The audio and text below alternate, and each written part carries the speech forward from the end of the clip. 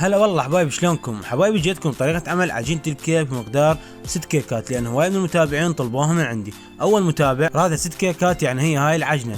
ثاني متابع راد 3 كيكات، يعني نفس هاي العجنة بس يقسمها بالنص.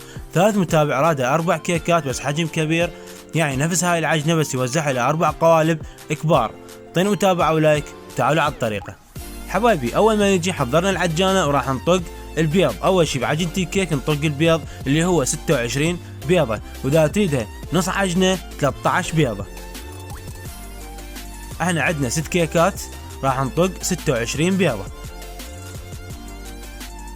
ومعلومة بسيطة، البيض لا تعزله، خليه البياض والصفار سوا.